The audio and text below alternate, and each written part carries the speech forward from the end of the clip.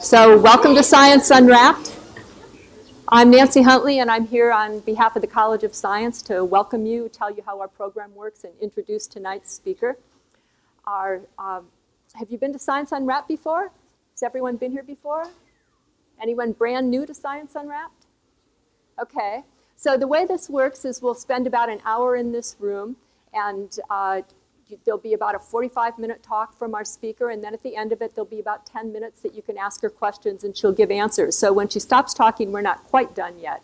But after that, at 8 o'clock, we'll stop, and then out in the hallways, you'll find a lot of tables and exhibits set up where you can do cool science stuff and have fun.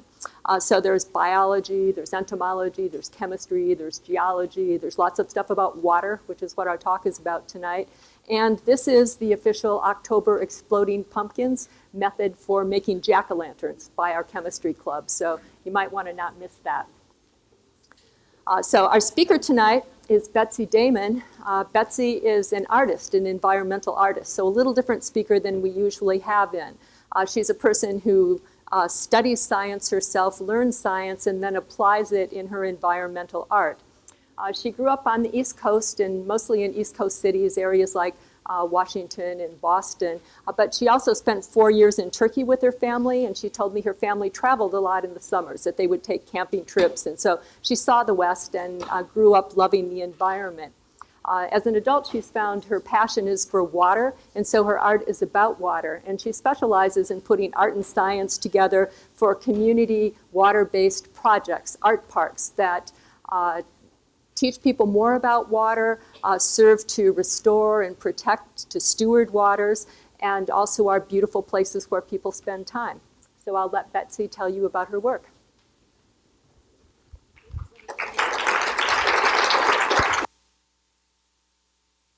Oh, okay. Can you hear me? Thank you very much. And I'm delighted to be here. And I want to welcome, if any young people want to come down closer, just come down and hang out with me. Don't be afraid. That way you can ask questions a lot more. Wait a second. I turn this on. Is this right? Okay, so my work's been all about water for 30 years. And actually, you're here because you're water. Your body's water. And I'm talking because I'm water. If I weren't water, I couldn't speak. And if you weren't water, you couldn't walk. And you couldn't talk.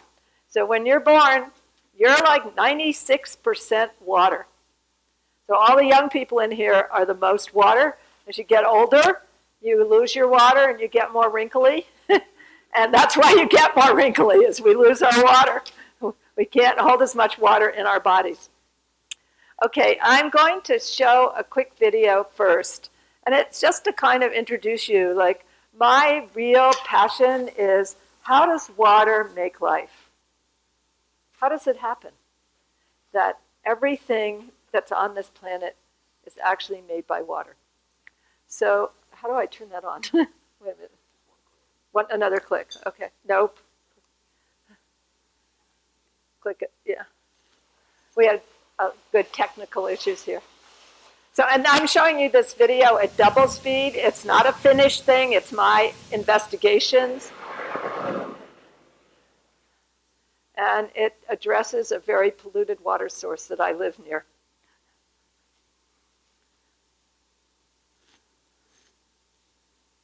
So what am I drawing? Yeah, you're right.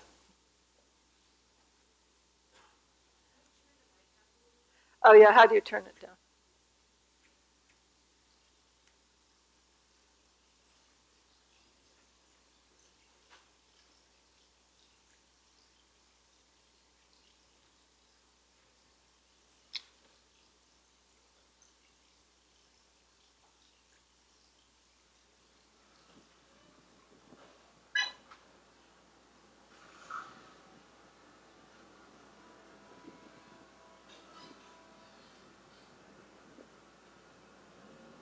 That's not a mouse, it's a leaf.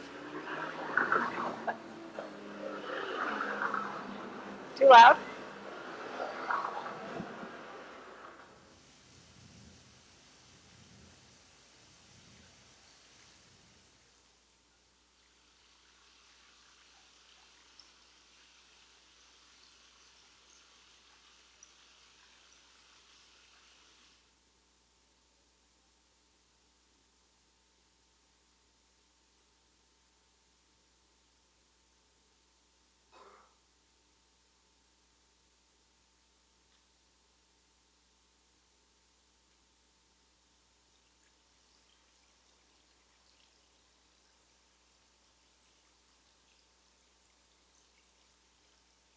So how many people notice how happy you feel when you're around water?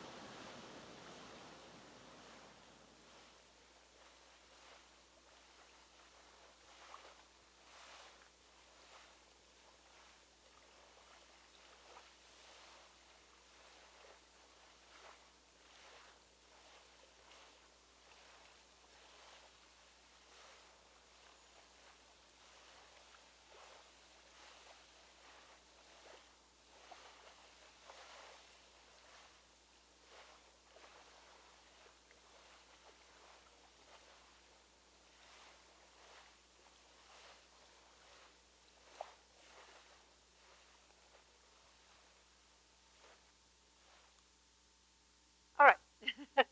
We'll talk about some parts about this as I go along. But I'll say my obsession really is consciousness. How can I get people to really think about water? In a culture where you turn on the tap and you get your water, flush your toilet, it goes somewhere. Most people don't even know where it goes. Most people don't know where it comes from. Most of the time, we can't actually think about this thing that we depend on every day. You can't live a day without it. So I also use water as like the metaphor for how we need to live. Water is the collaborative, cooperative element on this planet. It connects everything. And we live in community. It will take a community to take care of their water system. And how many people know the definition of complexity? Raise your hand. Complexity is order on the edge of chaos. Order on the edge of chaos. Now that's where interesting things happen. That's actually where life happens. That's where the river meets the edge, where the plants are. But we're always doing these things to eliminate complexity instead of encourage it. Somehow we've gotten this idea in our brain that things look better when they're really simple, and especially outdoors, or that rivers need to be tidied up instead of encouraged to really become biodynamic. So what's that? Can anybody tell? What does it remind you of? Raise your hand. It's okay. What does it remind you of?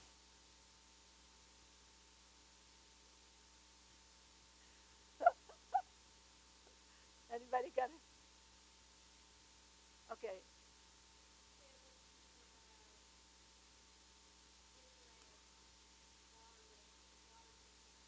Yeah, it's one of the most intact water systems in the world that's still intact. Usually, if you look at an aerial view now of a river, it's straightened.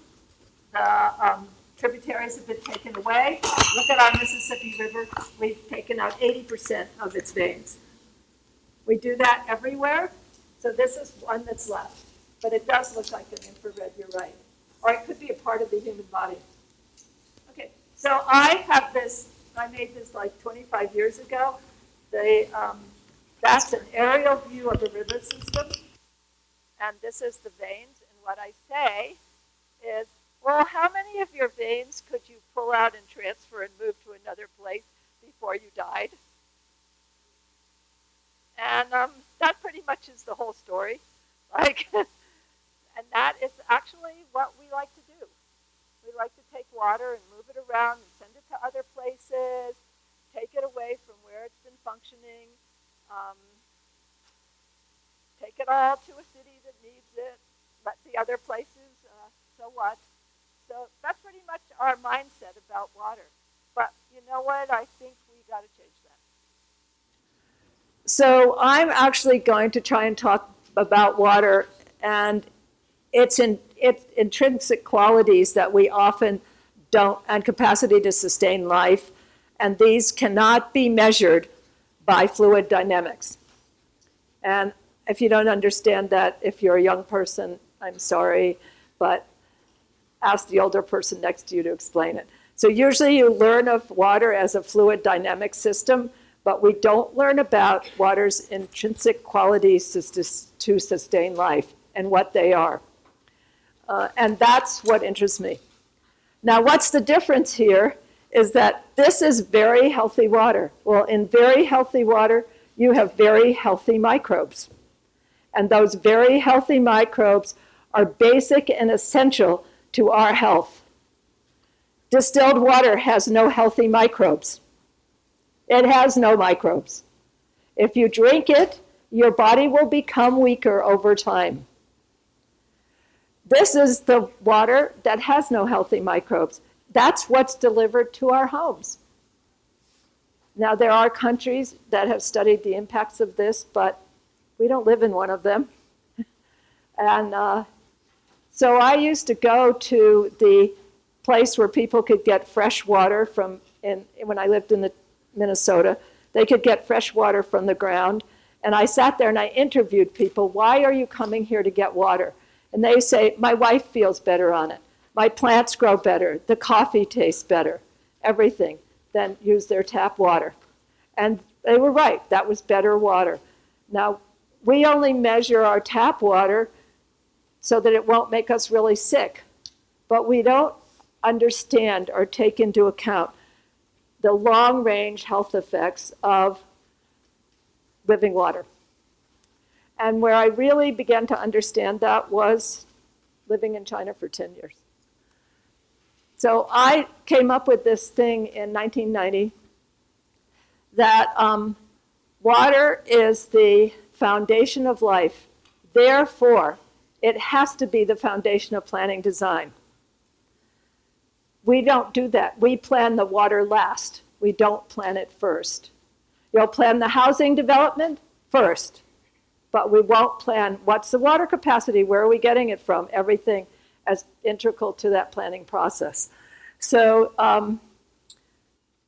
you can read it here, but, and this is for older people, we have to plan everything together, the soil, the water, the energy, and the capacity of life that can be sustained in that place with all those systems functioning. Okay, so I'm going to show you something, and it will look like magic to you, but this is a drop of water falling on a top of water in a container. Now watch carefully. How many people think that drop's going to dissolve into the water? Okay, nobody, or you know it's tricky. So anyway, it doesn't. That drop reforms itself, and it goes up to meet the next drop. Now, is that powerful? Yeah, that's powerful.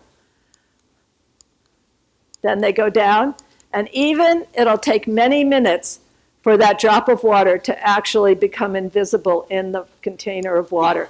Why is that? Anybody know?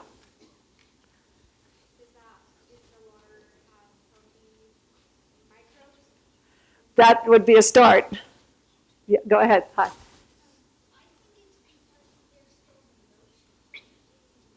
I can't hear you, honey. I think it's because there's still the motion when I heat the water, so I like the water because the water around it is moving, so it comes back to the step that Okay, water itself is very powerful. Those H2O molecules hang together unbelievably, all right? They hang together. They create every form. Water never, ever moves in a straight line. Never. Watch it carefully next time you're out there. Watch the lakes. Watch even coming out of your faucet. It will always try to move back into, keep the circle. Always. no matter how fast or how far it falls. All our designers try to make water go down a straight line. If you put water in a pipe, it will automatically degrade. Automatically degrade. If we put water in a box, it will start to degrade. So I talk about water is the most aggressive life form there is. These forms are not only being there because it's rushing, but because water can hold that form. It can hold those forms. Look in the sky. Look everywhere. Look at wood. Look at stones. You'll see water. Everywhere you look. I'm just going through. And how many of you have whorls in the back of your head? You know every whirl? Like, every whirl is a water form. Every single one.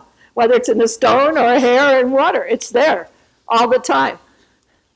All right, so now we'll go back to my work, which was, I just showed this quickly. I did this in China, and they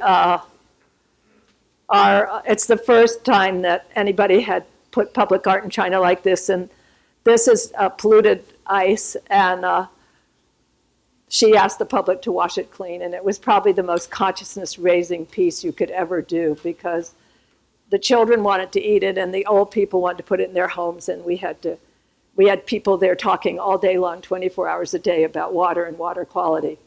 And I went on to create this, and the city used, every dark spot there is poop and pee running down the walls into the water system.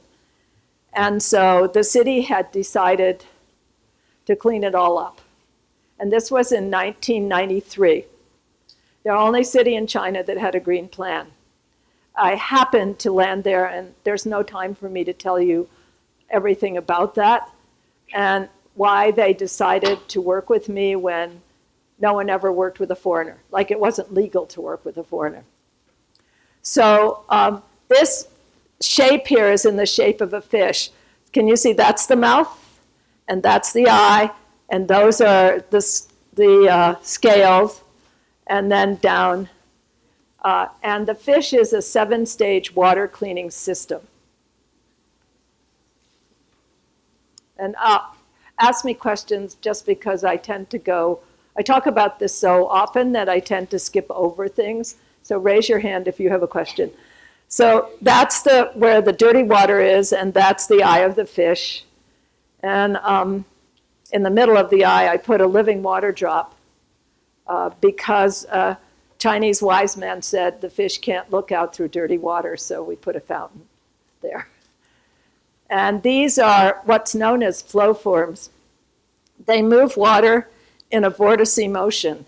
Now, water always moves in a vortice emotion. That, you know what a vortex is? Like, you know, tornadoes and vortexes and, yep.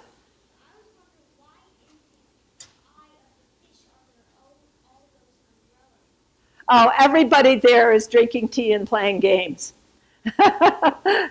They could come, and that's when it was a brand new park, it was full of people came, and I'll go back. That's a good question. That's a tea house. And then all those people there are drinking tea and eating little seeds. Yeah.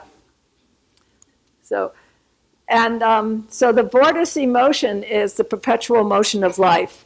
Your heart pumps, which you could see in a vortice emotion. That's the motion of the heart. That's what makes our heart so strong. And miraculously, that pumping delivers the blood to every place in our body effectively, as needed. And it's fantastic. So these forms move the water in a vortice emotion. If you move the water in a vortice emotion, it helps the water regenerate its biological strength. Therefore, life can grow a lot more. It won't necessarily totally change the pollution, but it does something about that, which again, we don't look at in this country, but in Europe, they look at it, and many farmers use this Vortice Emotion to mix nutrients for their farms, and they need very little when you can mix it using the Vortice Motion. So I created these flow forms, and the children were all over it, just everywhere, and for hours, because it's so magical. Like, what makes this happen? And if you go to a river, you can make it happen yourself, like where you could try to put rocks, right, in certain formations, or you could make it with clay and see what happens if you can do it. They look simple, but it's kind of hard to make, but I'm going to tell you some secrets right now. It has to be absolutely level, flat. The water comes down, and these bowl shapes is the challenge of how to make it do it, because you don't want the water to just rush out from the top to the bottom. You have to make it hit one of those curves and start going around in an 8. But it's great science to try and figure it out. And then there's the wetland. It had 7 different kinds of plants.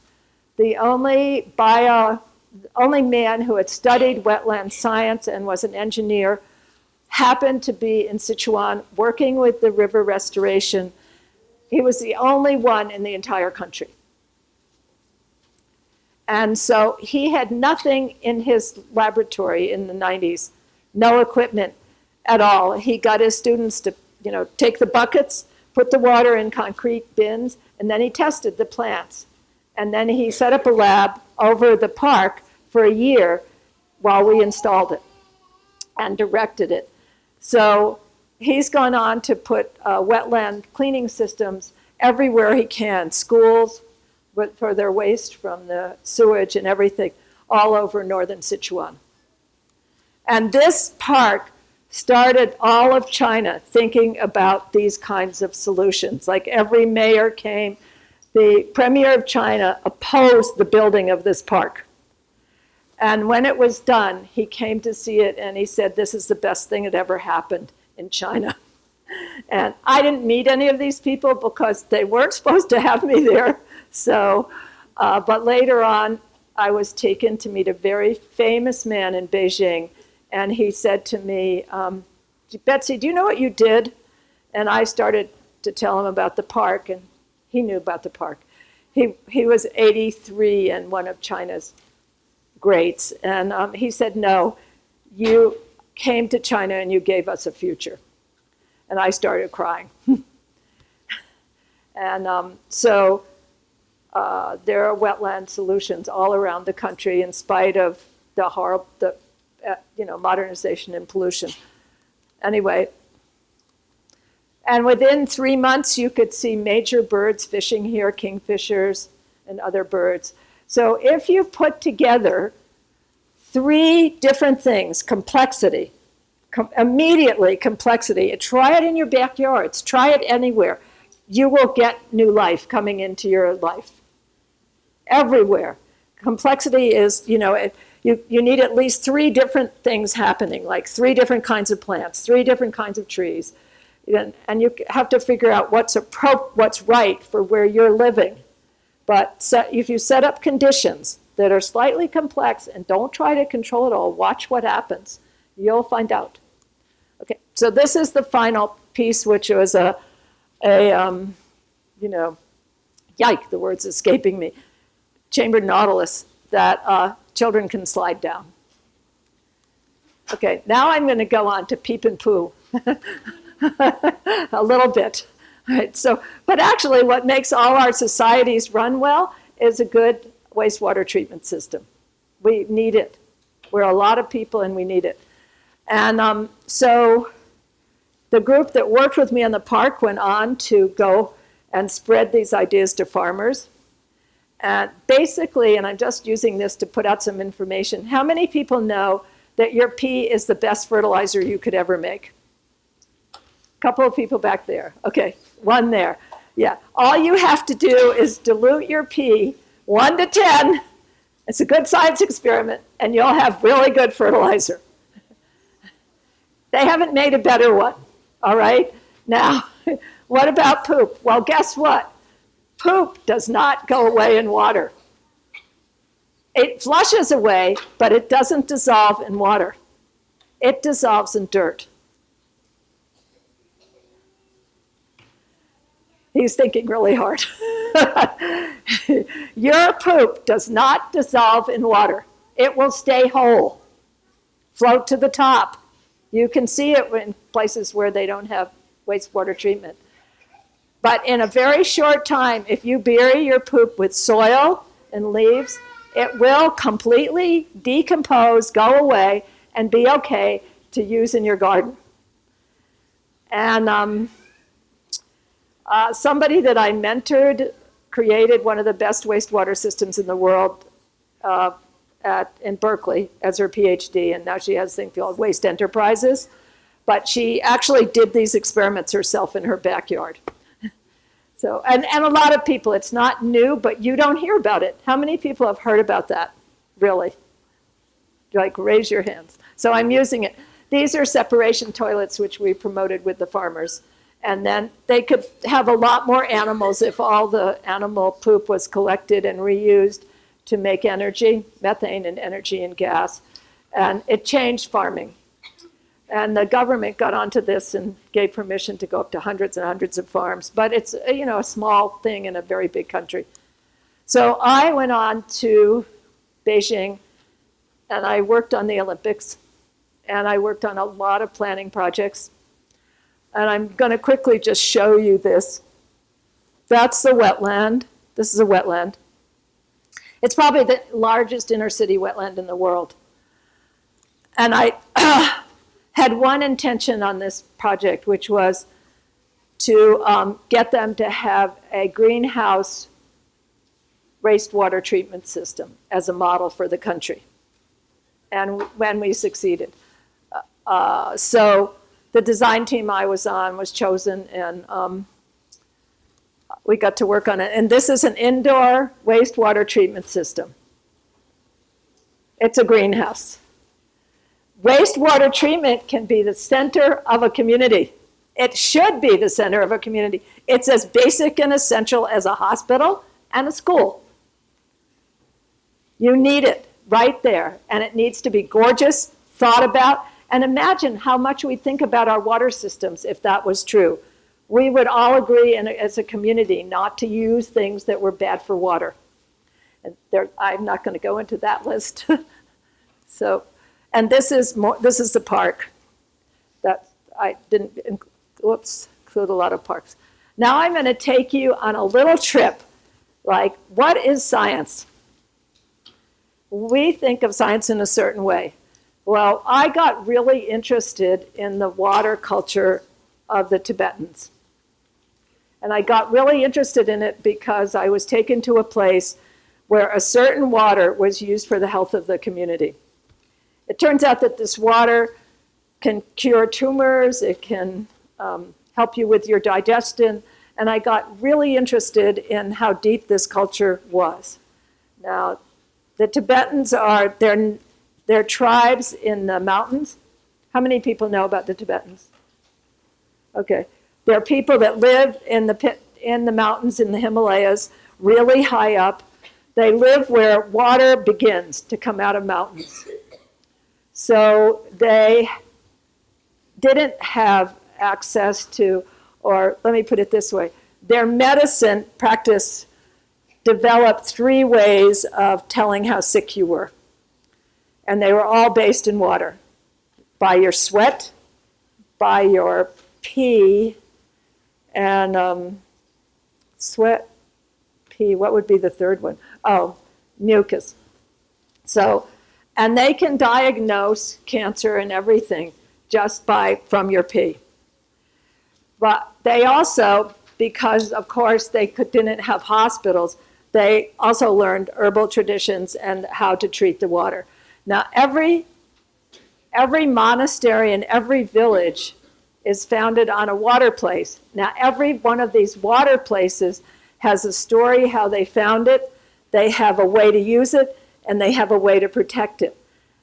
Now, it's hard to say, oh, is this really science? But some of it is really science. But what's interesting to me was the protection. And these places were really protected. This is one of the rivers that feeds the Yangtze, and You have to go up through the forest, and the forest is protected. You can't take down the forest because that would destroy this whole system. We don't do that. And you go up there and you can pick all the vegetables and they feed you lunch just by what they found. This is another place called the Water. And is that a question? And this whole valley is protected by this water.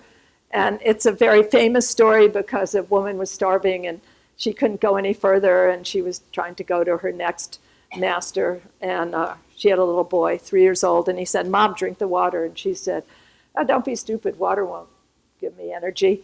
And he said, "Drink the water, Mom." And she said, "Don't be stupid."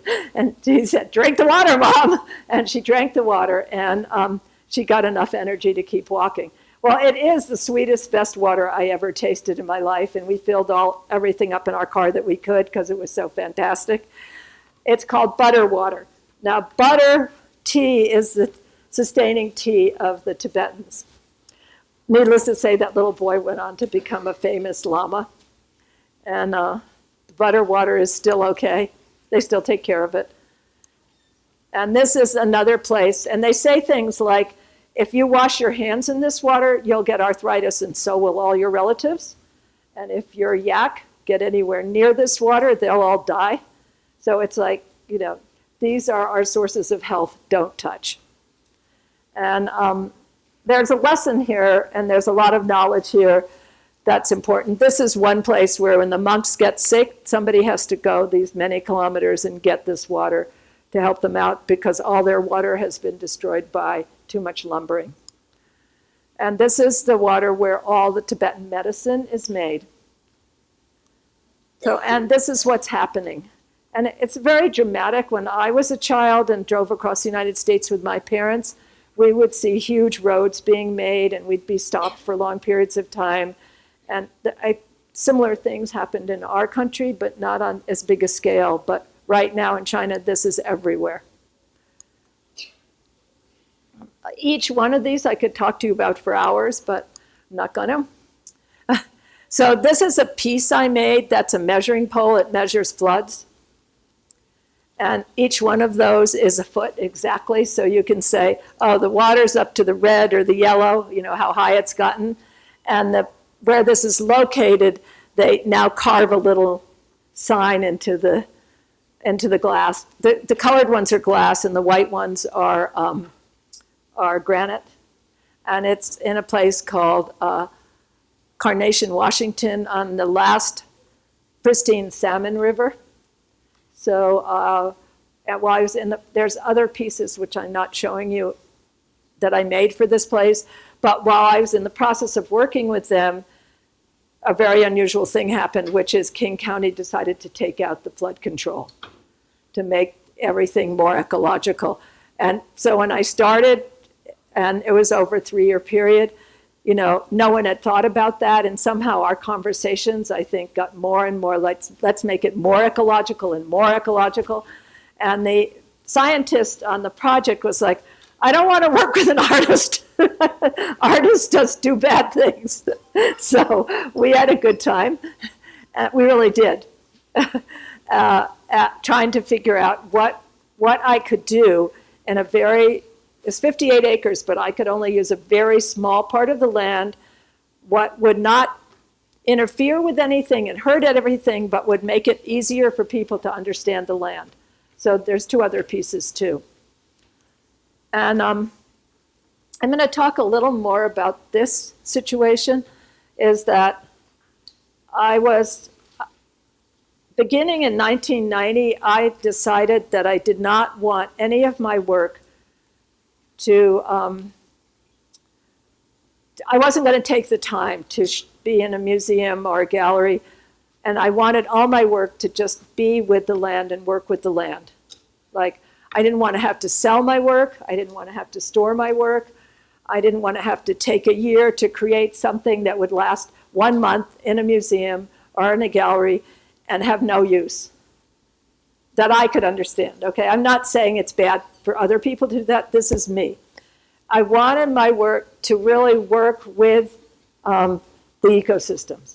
to be in service to ecology, and to also bring people's hearts back into the land.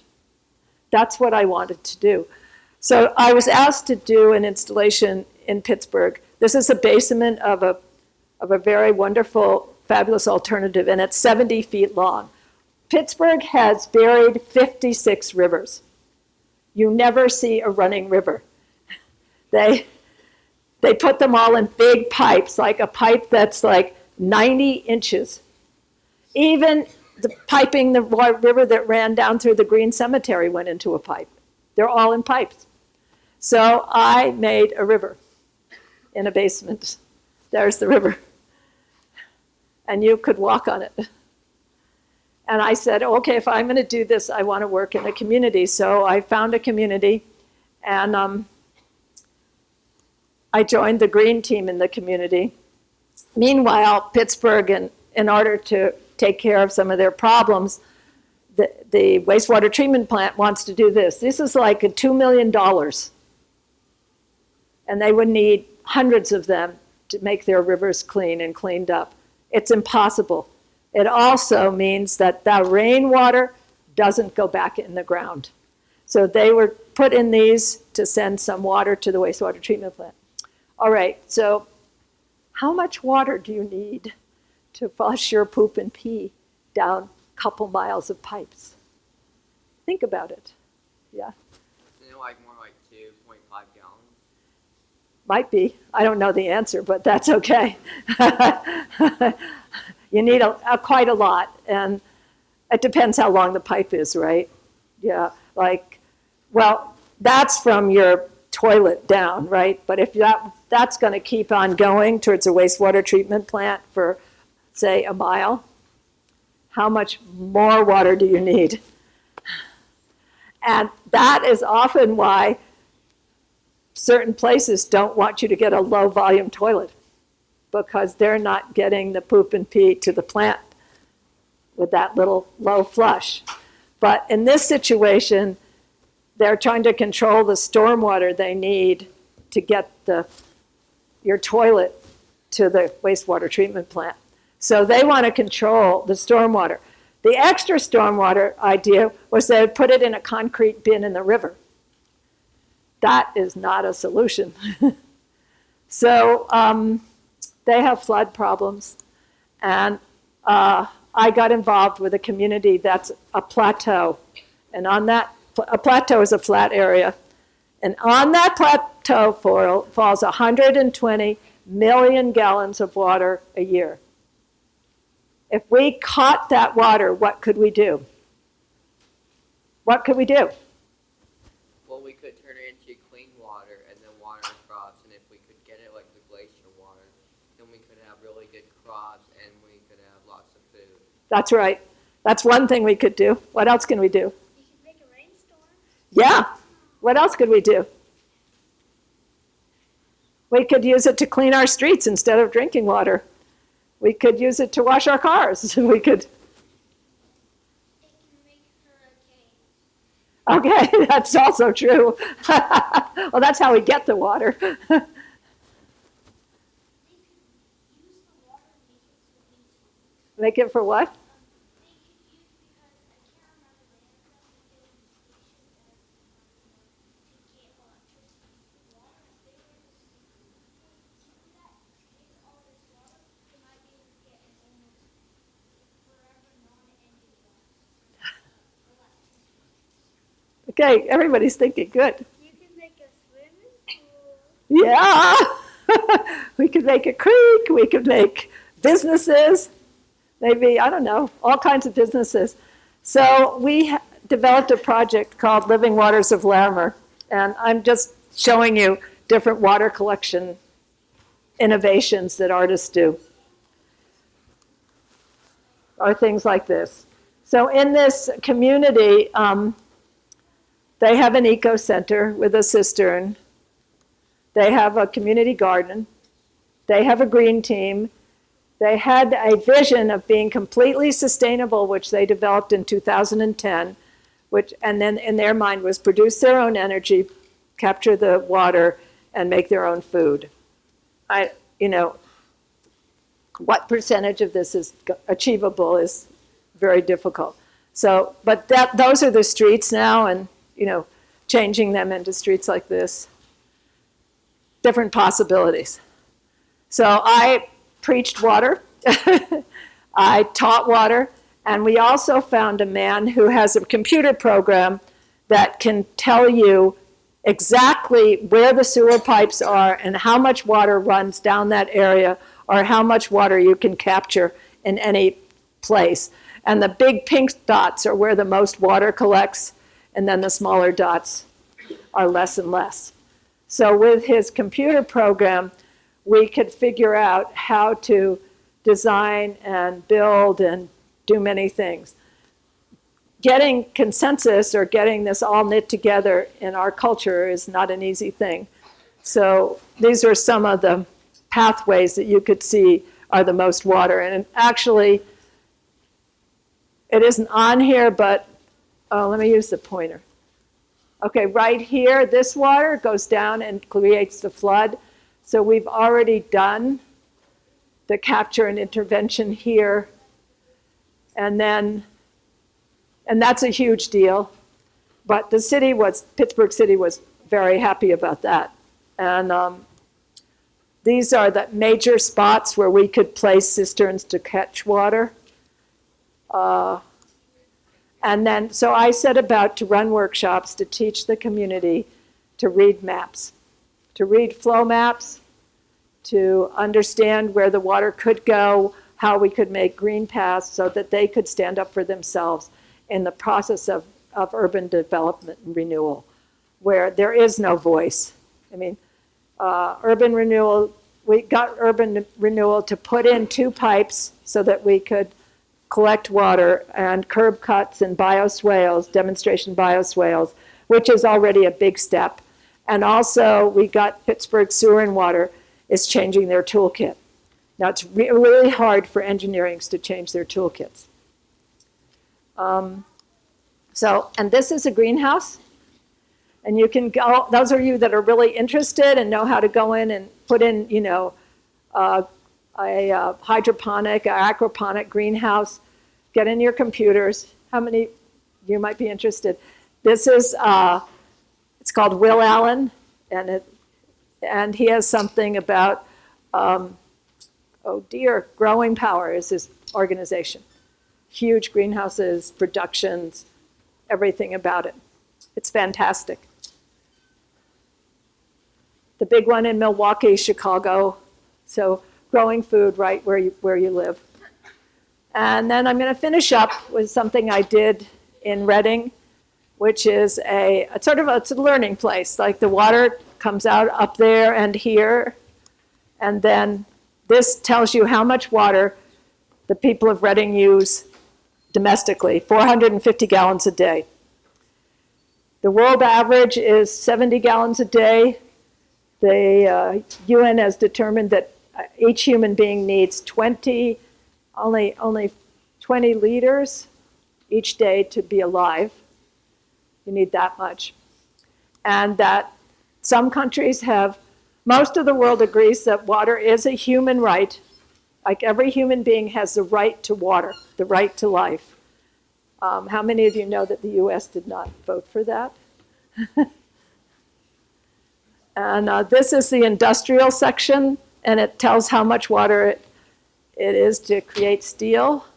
And this is the ag section, and it says how much water it takes to make a pound of beef or a loaf of bread. That's also in there, but I don't have that.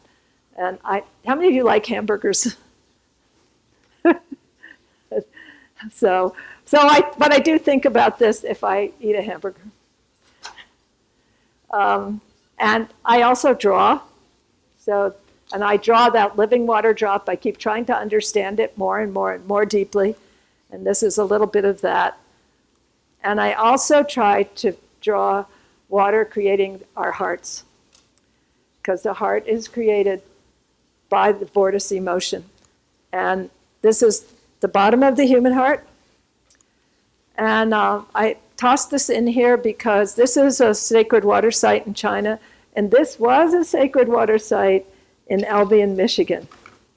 But maybe we could, as artists and scientists, make these places, celebrate them, honor them, so that, like the wells in England or the wells in Northern Europe, which are still part of the public consciousness, would come back into our consciousness as valuable and to protect the water that feeds these locations. And one more thing which I have to show you. I have to show you this. Every single life form, this is just the larva of a fruit fly, but every single life form contains the crystal in it. If you're really deeply into science, look up a book called The Rainbow and the Worm. The author is Mei Wan Ho. And do I have a few more minutes? Let me see. Not really. Okay. This woman asked, she decided to look at how water works in the body, and she had to use the high magnification for crystals. And what she saw, which no one else had ever seen before, is that the extra H molecule of H2O runs around our body so quickly, hooking up our circuits, and if you're sick in some way, it won't run that quickly. So, and she also observed by using polarized light that this is what we look like at the beginning of life. And every beginning of life in every animal, big and small, has this. And that is so astonishing to me. I'm trying to figure out as an artist, how can I show that? How can I reveal that more deeply? So I'm just telling you about it. And if you're as excited as I am, that's cool. So this is the last one. This is a quote from the oldest known text in China. And to me, it says that water is life. And if you love somebody, that's what you make sure, like that you have the best water possible. Okay.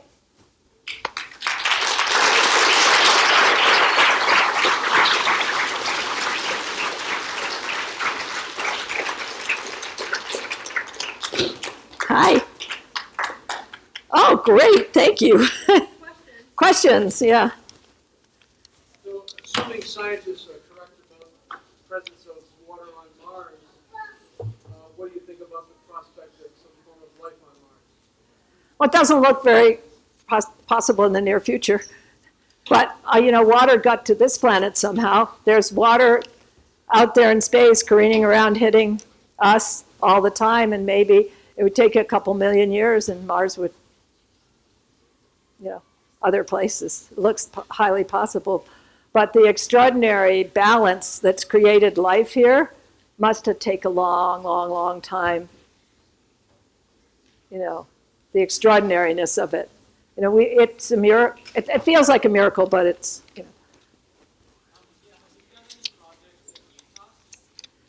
Not since I cast a dry riverbed in 1985 in Castle Valley, which started me on all this work. And so I don't know, Utah's sort of magical. It really is. Yeah. Thank you for that question. Yeah. You got a question? Oh. How do we get live water for our daily life? Well, that's a good question. I use a filter, but it's not ideal. And the best thing is to decide, like right here, you have pretty alive water, the Logan River, and you have really good water. So how do you keep this water really fabulous and get it delivered at that level of quality to your houses? By the way, bottled water isn't the story. Yeah, that's a very good question that I'm always thinking about. Maybe you can help me. Okay. Okay, so in my Spanish class, at our drinking fountain, the water is not even milky, it's straight white. And if you barely tap it, you can see the stuff coming out of it. What causes it? I don't know. Take some and have it tested. It may just be the aeration process there, actually. It may be fine. But, I'm not going to answer that safely. Any other young people? All right, we'll go here and then. Way back there? So, your image of your living water, what is that made of? Which image? The carved one? Is that what that is? Like, what made that image? Oh, it's a microscopic photograph of a drop of water. And it's made at the Max Planck Institute in Germany. It's in Schwenk's book, Wolfram Theodor Schwenk's books. You had mentioned a computer program that can track the sewer lines. What's the name of that program? Land-based systems. Land-based systems? By Matt Graham. If you want contact, I have my cards with me. I'll give you a card. He's terrific. He's really terrific. I think he's selling the program to EPA, but I'm not sure.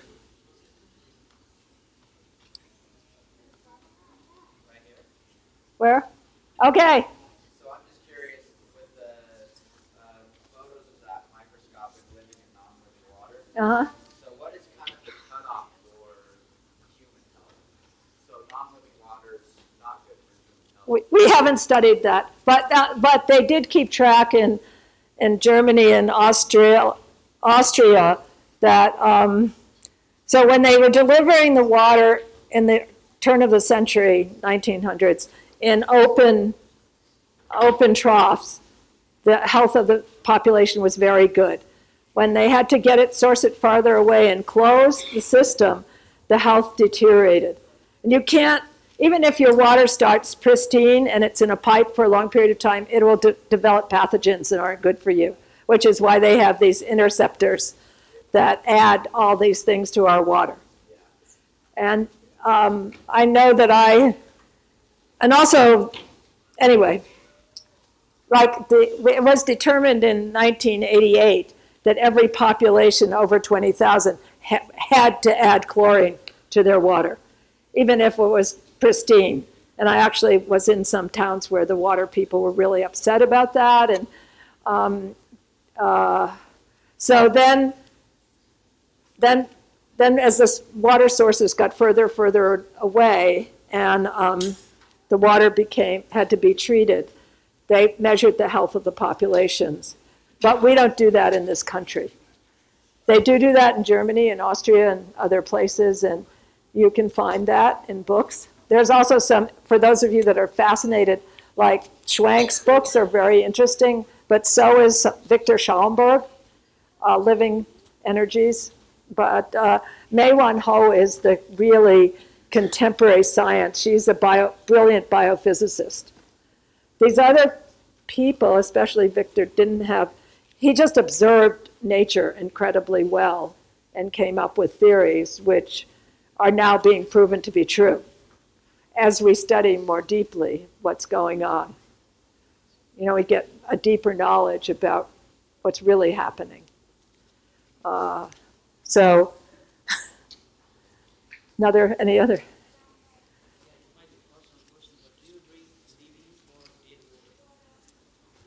I can't get overly, with my life.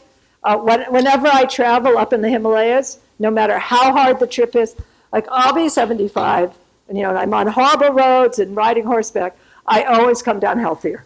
And I'm sure that's because of having consistently this great water to drink.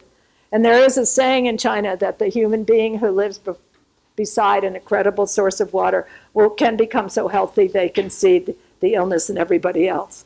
And I tend to believe that. Like, I know I feel better. Or I go to New Hampshire where I can drink incredibly good artesian water. I always feel better than when I'm in New York. But, I can't make a obsession about it. I think bottled water should be banned. I do, I really do. I think that there are times when you have to have it, we have to have a way to have it, but as a way of life, it's wrong. And believe it or not, the US buys 48% of all bottled water in the world. And we supposedly have some of the cleanest domestic water. And a high percentage of that water is just rebottled from your source, from something else, right? And then 30% of it is much worse quality than your drinking water. So, you know, and what's really sad is that when I give this lecture, college students go to their dining halls and they want to get bottled water out of the dining hall.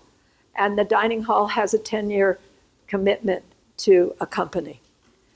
And we somehow need to have our future be more solidly based on what's really important. And I don't know how to do that, but maybe collectively it's possible. Okay. So on that, let's say thanks to Betsy for sharing her lovely land art and passion.